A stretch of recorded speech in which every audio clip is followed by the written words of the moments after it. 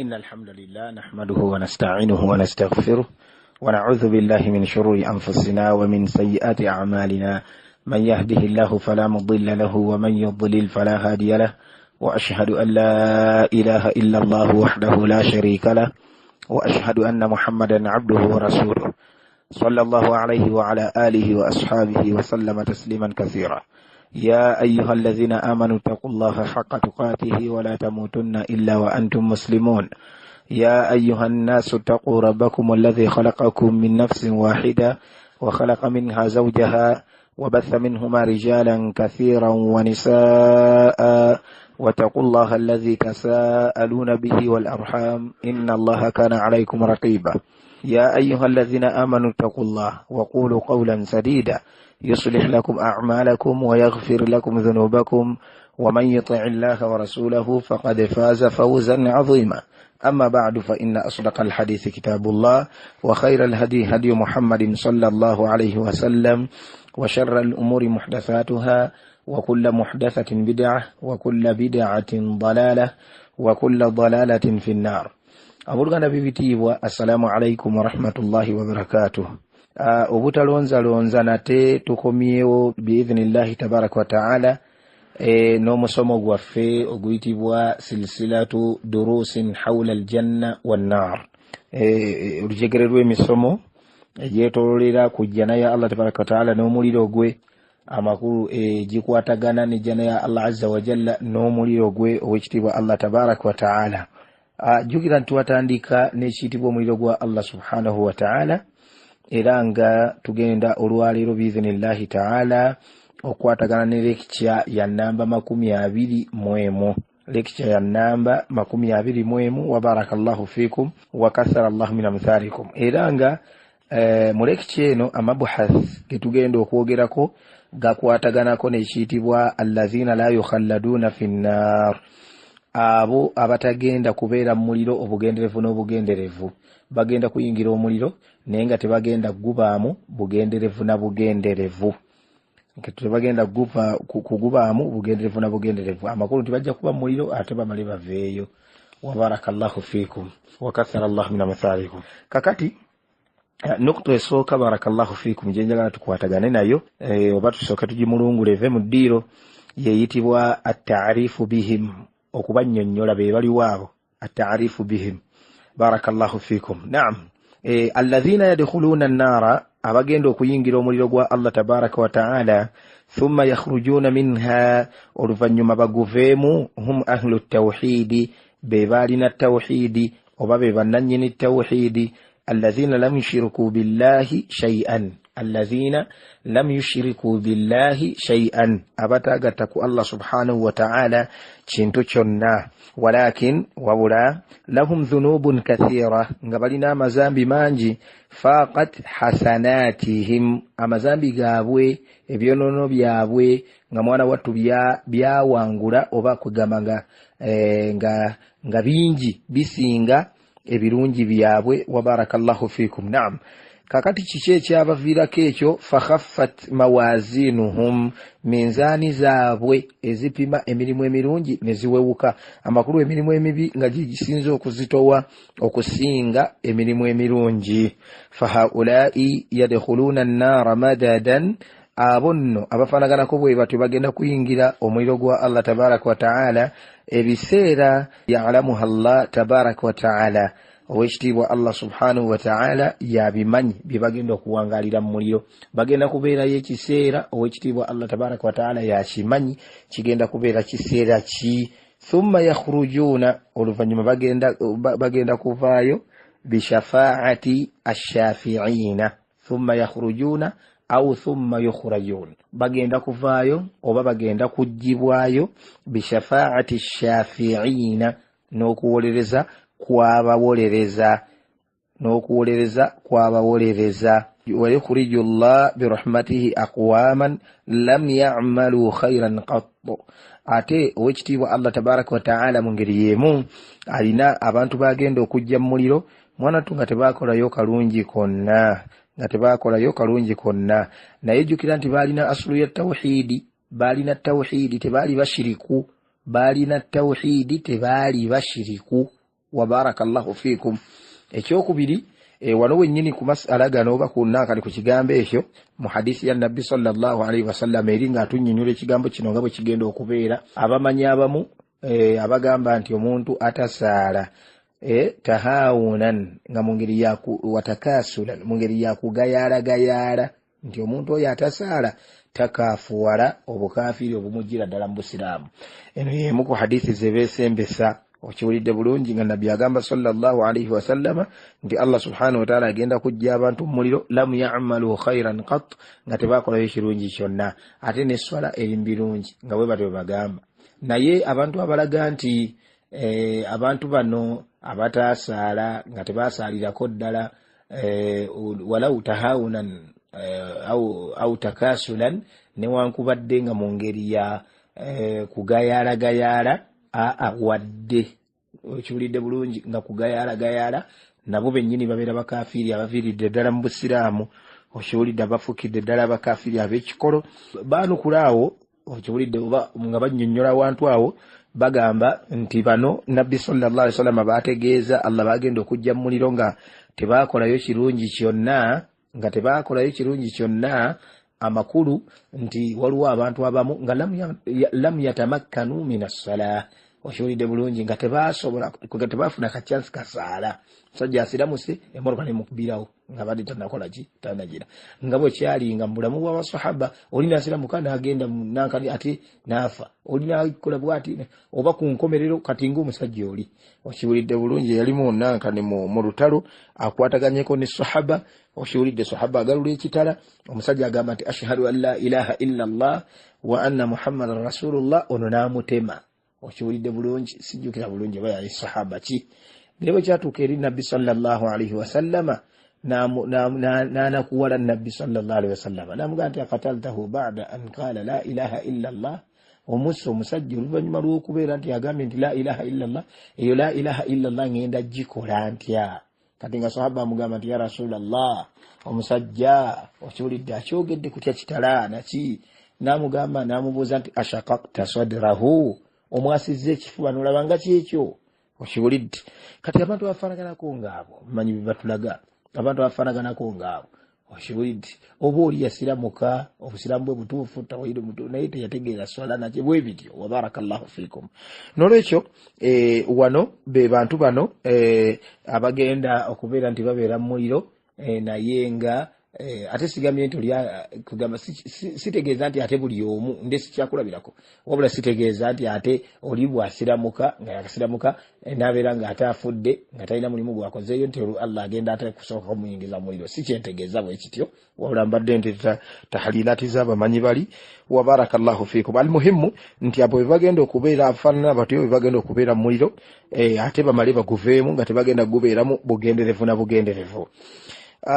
Point eyokubiri barakallahu fikum egenda ekwataganeko n'ekiyitibwa adh-dhunubu al-mutawa'ida alaiha bin-nar, amazambi agalaganyisibwako omuliro, amazambi agalaganyisibwako omuliro. Wa barakallahu fikum. Naam, Sheikh waffe agamba barakallahu fikum, Sheikh Umar Sulaiman ibn Abdillah al-Ashqar okiwulidde agamba atya, agamba namubagamba koddoyo gwe tusinga okufolowinga ebigambo byawandiika barakallahu fikum nitwongeramu ne kwegamba ebimu netubijjamu bwe tutyo barakallahu fikum kusinzira ku busobozi bwaffe. Naam, agamba shekhe nti sanadhkuru huna ba'da adh-dhunubi, wano nno tugenda kwogera agamu ku mazambi allati ja'at an-nususu mukhbiratan obujuzi bwajja nga bwogera oba nga bugamba anna ahlaha yu'adhabuna bisababiha fi nnaari, nti abantu abagakola bagenda kubonerezebwa olw'okukola amazambi ago olw'okugagwamu mu muliro gwa Allah tabaraka wa taala. Sheikh atulaganisiza nti tugenda kulaba jumla. Wa barakallahu fikum. Naam, number 1 ekisookera ddala alfiraqu almukhalifa lissunna, ebibinja oba ebikoosikosi ebyawukana ne sunna z'omubaka Muhammad sallallahu alaihi wasallam oba ebyawukana ne ba ahlus sunna wal jamaa. Wa barakallahu fikum. Naam, روى أبو داود والدارمي وأحمد والحاكم وغيرهم ابن بمني باروا حديثين نابلا أبتلبو nga حديث فاك معاوية ابن أبي سفيان أنه قال مزم الدلائي يقام انت ألا إن رسول الله صلى الله عليه وسلم قام فينا فقال أبانجي أمبكوا الله صلى الله عليه وسلم يأيمني لمفه وبجتولي ناقام ألا إن من قبلكم إن من قبلكم أبانجي مزم الدلائي أبانتو بلي أبابا سوكاو من أهل الكتاب أهل الكتاب افترقوا على 72 ملة بايوكنا نبفامو ebibinja nsanvu mu bibiri wa inna hadhihi almilla ate milleno ey'obusiramu ategeeza ummeno milleno sataftariqu ala 73 ejja kweyuzaamu ejja kweyawulayawulamu ebibinja nsanvu mu bisatu n'agamba nti 72 fi nnaari ebibinja nsanvu mu bibiri byonna bigenda mu muliro wa wahidatun fil janna ate ekimu kyekigenda mu janna ya Allah tabaraka wa taala wa hiya aljamaa nga nakyo beba ahlu sunna wal jamaa oba kye bayita alfirqatu najiya oba kye bayita at-taifa almansura oba kye bayita ahlu alhadithi oba kye bayita ahlu alathari wakiwulidde bulungi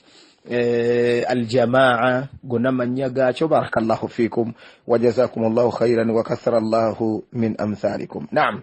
كقد حديثي يجتي وبارك الله فيكم حديث انتوفو تريكو متوانا بارك الله فيكم etulaga waliwo point zetulaga kugamba waliwo tanbihat zetwagala okulaga barakallahu fikum tanbihat seka zileta nga aradda abamu abadhaafu oluusi bitundu bya hadithi eyo abalala tebagirabawo abalala balina ta'wilati baatila okiwulidde bulungi enzivunula oba nekwasakwasa zibekwasa ku hadithi eyo naye nga nkyamu kakati wano nze nkifulamu tanbihat kwegamba okulabula oba bino bisaana okwetegereza barakallahu fikum. Al-awwal ekisookera ddala Sheikh agamba nti laisa ma'na inqisami al-umma ila 73 firqa tekiri nti okwawukana kwa umma okiwulidde oba okwekutulamu kwa umma ne kugamba okuwera ebibinja nsanvu mu bisatu nti tekiri nti an yakuna aktharu al-umma fi an-nari nti olukitegeeza nti abasinga obungi aba umma eno mbuga mu muliro asibwe ekiri okiwulidde agamba atya agamba nti li anna akthara al-umma awam lam yadkhulu fi tilka al-firaq olw'ensonga nti abasinga obungi aba umma ya Muhammad sallallahu alaihi wasallam awam okiwulidde bulungi be bantu kwegamba nga si gamba nti oba basomi nnyo si gamba nti oba baseeka si gamba nti oba baulama abasinga obungi kwegamba bantu bagwa mu kategori efaanaganako bwetyo okiwulidde tebagwa mu bibinja ebyo era tebayingira mu bibinja ebyo era tebali mu bibinja ebyo walladhina ftaraku bana abayawukana waqa'adu wa asfalu bana abayawukana ne babeeranga kugamba bateekawo ne principles ez'ebikoosi byabwe ne babeeranga kugamba banywerera ku bikoosi byabwe ne babeeranga kuga grupu eriawo emanyiddwa mukhalifina sunna nga bawukana ku sunna z'omubaka Muhammad sallallahu alaihi wasallama qalilun be batono mwana wattu binisba lilladhina janabu dhalika kulla okusinga oba compared kwabo kugamba ababyawukanako ebikosikosi ebyo ebyobubuze okiwulidde ababyawukanako abatabiriimu be basinga obungi bano abali mu bikosikosi ebyo mwana wattu abo be batono ennyo barakallahu fikum ku umma eno nolwekyo tekyeraliikiriza muntu kugamba nti hadithi eringanga eraga nti abantu ba umma ya Muhammad sallallahu alaihi wasallam abasinga obungi bagenda mu muliro nedda si bwe kityo ndowooza kitegedde awo mu point eyo. Naam tanbihi ey'okubiri ekyetusaana okwetegereza ekyokubiri kyekigamba kitya laisa kullu man khalafa ahla sunna fi mas'alatin min masailin yu'addu min alfiraq almukhalifa lissunna tekiri nti buli ayawukana ne ba ahli sunna wal jamaa mu mas'ala oba mu nsonga yonna mu nsonga ez'enjawulo okiwulidde nti olwo abalibwa nti akoze gurupu eriawo eyawukanye ku sunna si buli omu okiwulidde bulungi si buli omu bal almuradu bihim wabula ekigendererwa ne bano bali alladhina tabannaw usulan abo abakola ki alladhina tabannaw usulan abo abateekawo ebikolo abateekawo principles okiwulidde tuswiruhum firqa ezibafuula nga group eriawo firqa mustaqilla group eyeyawulidde binafsiha eriawo yeyawudde kati nga bolaba bakhawariji nga bolaba mu'tazila era sheikh agenda kubatulaga wano maaso okiwulidde bulungi naye almuhimu nti ekigenderwamu ne bano abalina waidi efaanaganako bwetyo bebo kugamba abalina abateekawo abawukana ku sunna abawukana ku busiramu obutuufu ne bateekawo ekikoosi okiwulidde era ekikoosi ekyo ne kibeera ne principles ne baziteekawo okiwulidde ne babeera n'enzikiriza kino ne bakisibira wano ne bakinyweza tebakitaggulula nekiri ne bakisibira wali kugamba munankale mu kikoosi kyabwe nga n'ebyokugobererwa bimanyiddwa okiwulidde bulungi abo be bategeezebwamu kati sheikh agamba nti tebakoma okwo taraku min ajliha kathiran min nusus alkitabi wassunna n'obasanga nga mwana wattu baleka okiwulidde obanga baleka olw'ekikoosi ekyo olwa principles ze babeera beetaddeko olwa kikoosi kye babeera bataddewo okiwulidde kigrupu ekyo n'obasanga mwana wattu nga baleka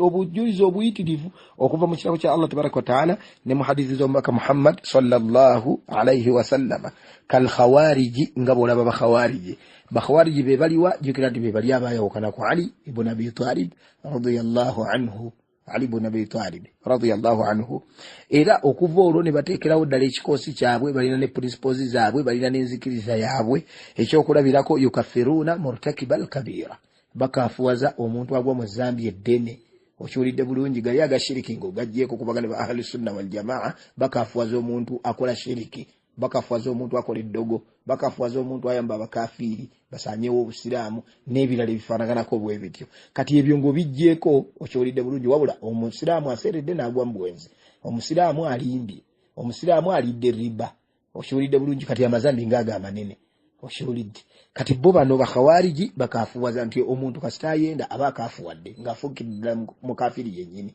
omuntu kasita alya riba aba akafuwadde ng'afuukidde ddala mukafiri yennyini omuntu kasita alimba aba akafuwadde ng'afuukidde bwe batyo enkola yaabwe ze principles zaabwe ezo zibatambulirako okiwulidde bulungi abakhawariji bano era nga bagamba nti omuntu oyo singa afa agenda mu muliro obugenderevu n'obugenderevu mbwagenda mu muliro obugenderevu n'obugenderevu abo bakhawariji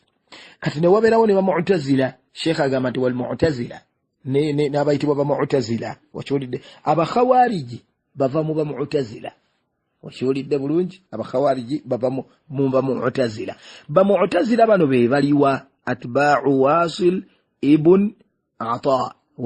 ibn ata waliwo musajja bamuyita wasil ibn ata kakati yali muyizi wa al-Hasan al-Basri rahimahullahu ta'ala al-Hasan al-Basri rahimahullahu ta'ala imamu tabi'in huyo Hasan al-Basri kati yali nanga darasa ze nga asomesa nga akola atya naki kati omusajja ono yali mbayizi ba al-Hasan al-Basri gwe bayita Wasil ibn Ata kati lumu abuuza imamu al-Hasan al-Basri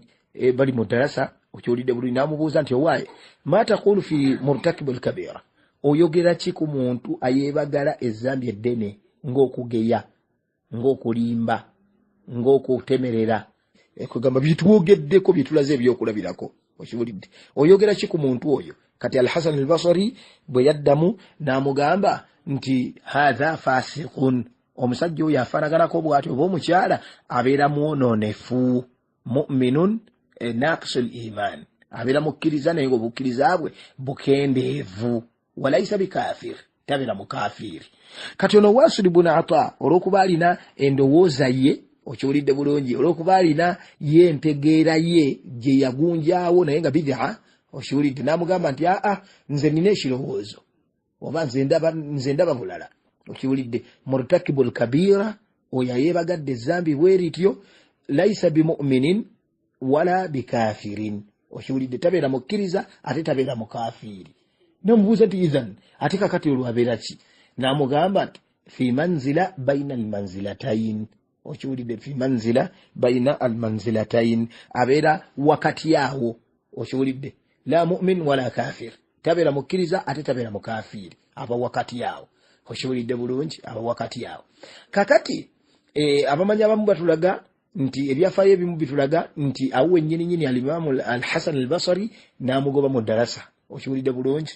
idhan na'taziluka kati gwe tukweyawulako okiwulidde bulungi mu ntegeera fe tugamba bulala naawe ogamba bulala omusajja natambula n'agenda abalala batulaga abannabyafaayo nti awo wennyini Imamu kasita yagamba omusajja ono kasita yagamba bwatyo Imamu namuwakanya yina asibira ku kike nga kye kituufu era yenzikiriza ya ahli sunna wal jamaa murtakibul kabira abira fasiqun bikabiratihi mu'minun biimanihi okyolidde bulungi abira mukkiriza olw'obukkiriza bwe naye nga naqsul iman obukkiriza bwe bubera bukendeevu jukira nti al imanu abamanyi babera bajinyonyola bateekayo eri ku nkomerero ekigamba nti yazidu bitaa yeyongera nerinnya okyolidde bulungi n'okugondera Allah subhanahu wa ta'ala wa yanqusu bil ma'siyah atekendeera okujemera w'ekitibwa Allah tabaraka wa ta'ala kitegeeza nti wano kyagamba kyekyo kyennyini mu'minun naqisul iman abeera mukkiriza naye ng'obukkiriza bwe buki bukendeevu kati omusajja ono n'atakwatagana na ra'yeeyo okiwulidde bulungi na kigambo ekyo ate nga ge mazima ye n'asibira ku kike ekigamba nti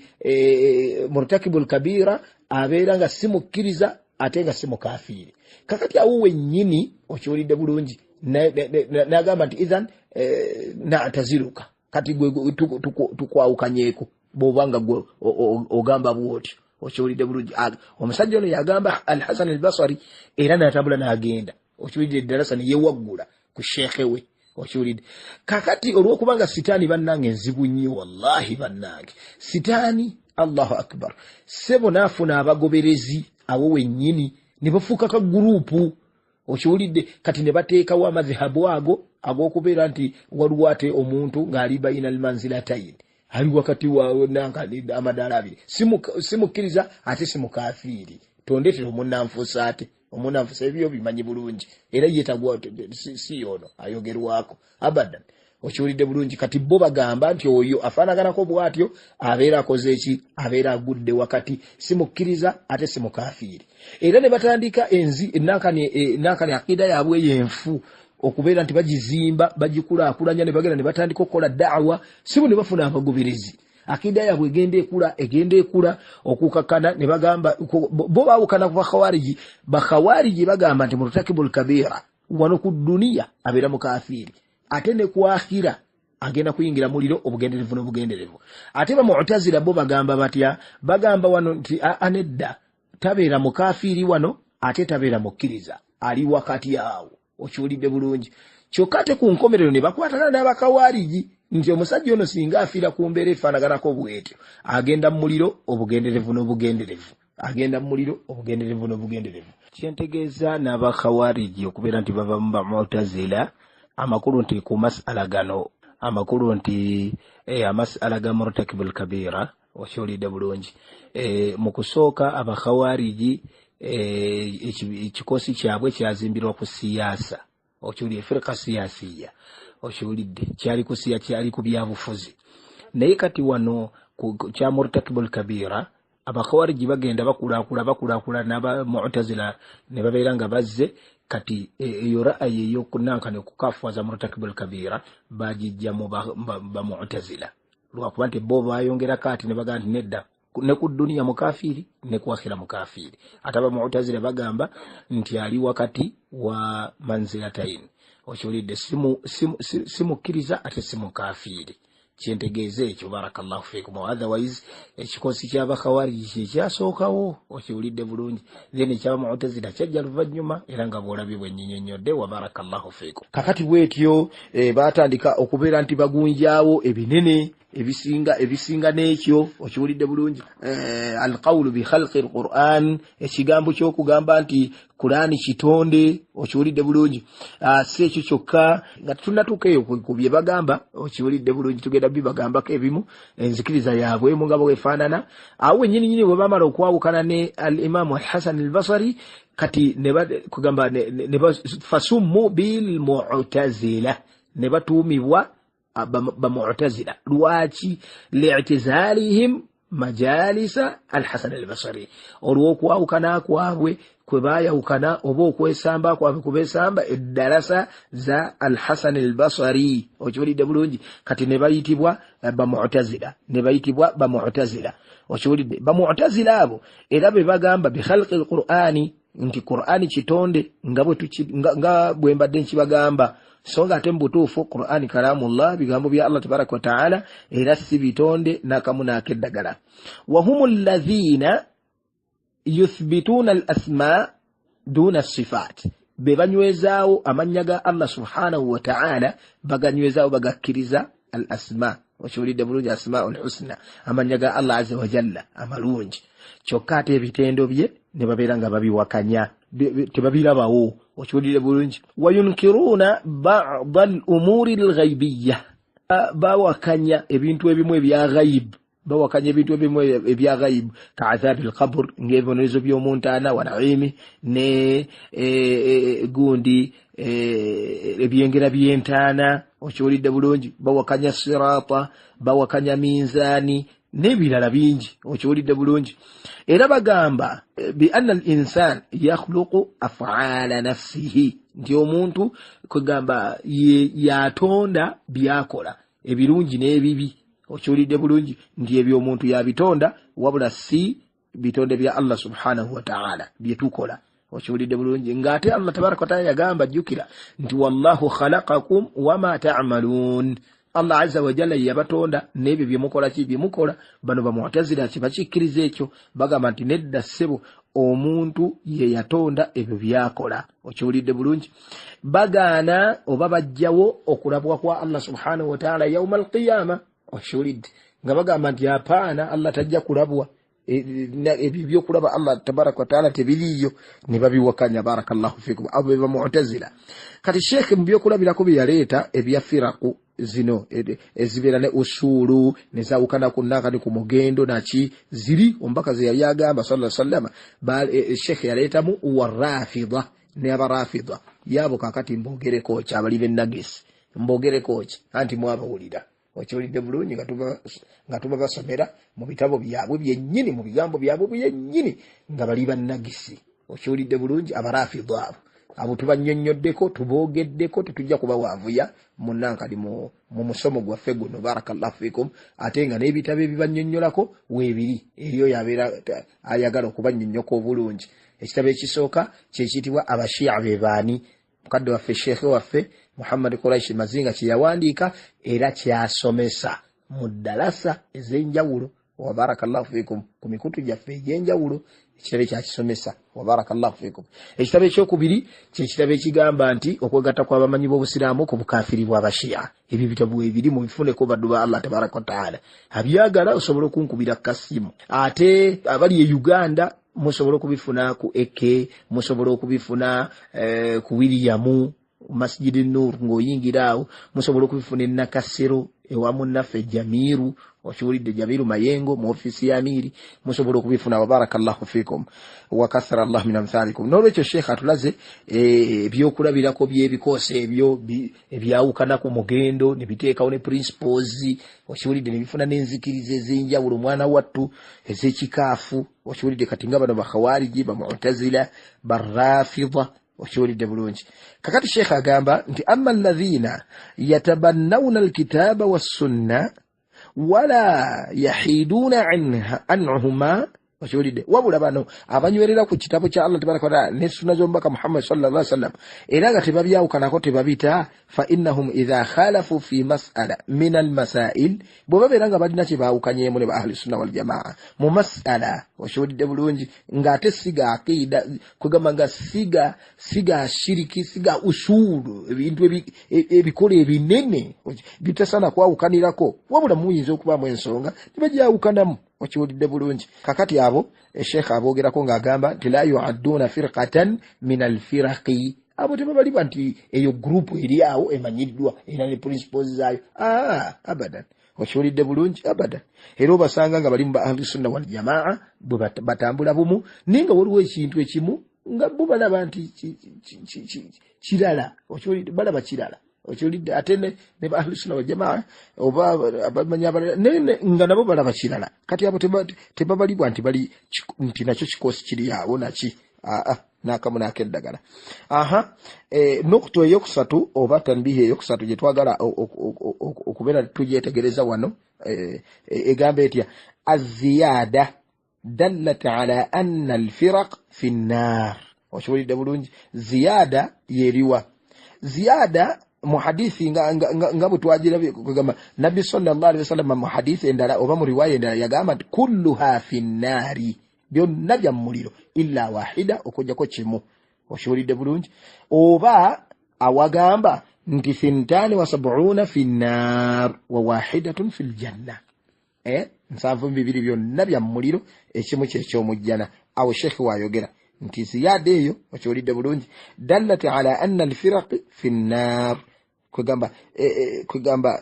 eyo gundi yalaga nti ebikosi bino okiwulidde bya muliro walakinaha lam tujib lahum al-khuluda fi an-nar. Wabula ziyada eyo teyagamba nti abonna abanayingira omuliro bagenda gubeeramu obugenderevu n'obugenderevu, tibagenda gubeeramu obugenderevu n'obugenderevu. Nedda, eyo ziyada si kugamba si kyetegeeza. Okiwulidde bulungi, okuyingira omuliro kuno nabbi kwagamba sallallahu alaihi wasallam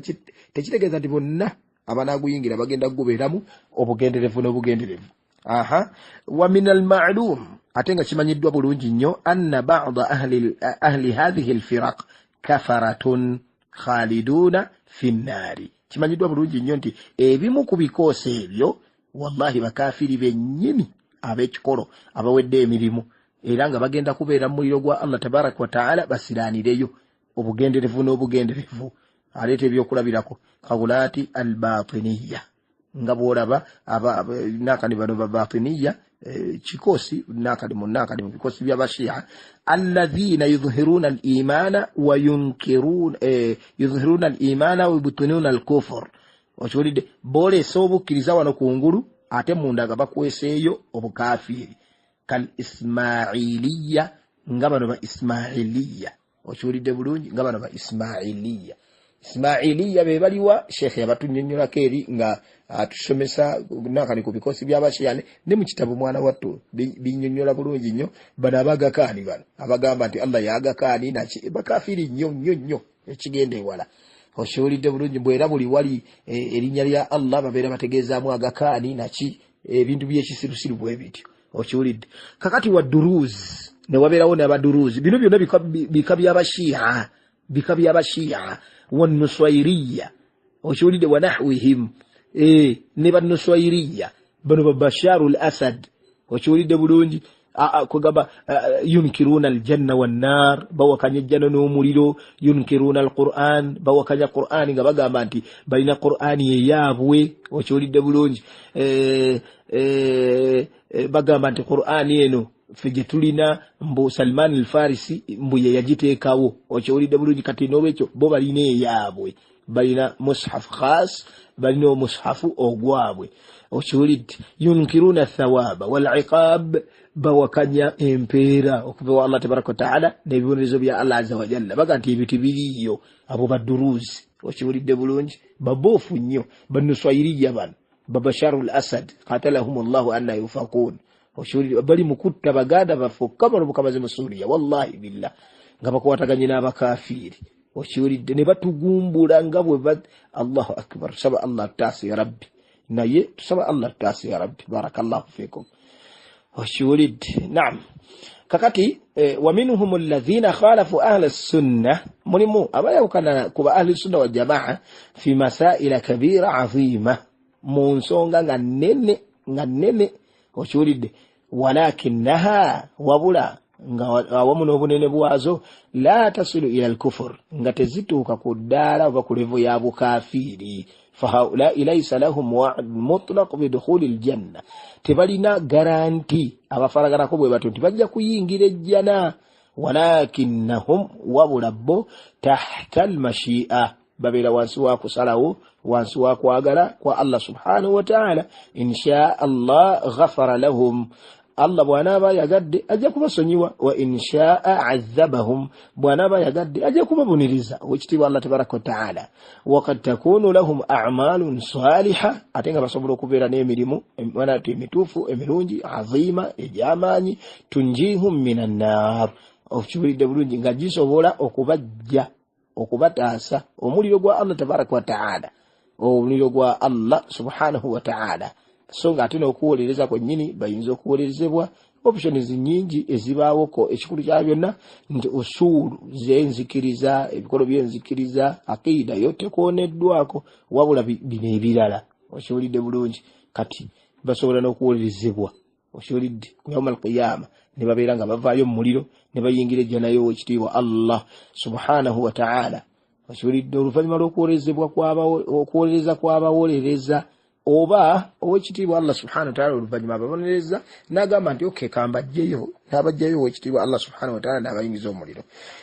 Tayimu etulaga nti awo wennyini tetuyinza kusukkawo biiznillahi ta'ala. Tutandise n'ebikoosi ebyawukana kuki bana bagenda okuyingira omuliro gwa Allah azza wa jalla bikoosi ebyawukana ku sunna oba ku ahli sunna wal jamaa ne tugamba nti ate si byonna ebyawukana ku ahli sunna wal jamaa okiwulidde bulungi nti bagenda kubeera muliro babale baveeyo nedda waliwo ate ebikoosi nga byo ate bikafiiri ddala nga bigenda kubeera muliro bisiraanireyo singa bifiira ku mbeera efaanaganako bwetu kati nga bwe tulabye badduruuzi bwe tulabye gulat albatiniya bannusayiriya okiwulidde bulungi bano barrafida abamanyiddwa mu'tazila bamu'tazila abantu abamanyi abamu balaga nti abantu bambusiraamu naye yafi okusinzira ebintu byebawakanya subhanallahi alazim okiwulidde kati waliwo bano abakadiyani abeeyita ba ahmadiya okiwulidde bulungi abo bakaafu bennyini ab'ekikolo kati ebikosikosi ng'ebyo bigenda mu muliro bisiraanireyo okiwulidde naye bano abalala abayinza okuba nga bayawukanamuko mu masala gamu okiwulidde mu masairi ag'enjawulo tebagenda kubeera muliro obugenerevu n'obugenerevu wallahu a'lam wa barakallahu fikum jazakumullahu khairan wa kathara Allah min amthalikum subhanakallahumma bihamdika ashhadu an la ilaha illa anta astaghfiruka wa atubu ilaik wa assalamu alaykum wa rahmatullahi wa barakatuh.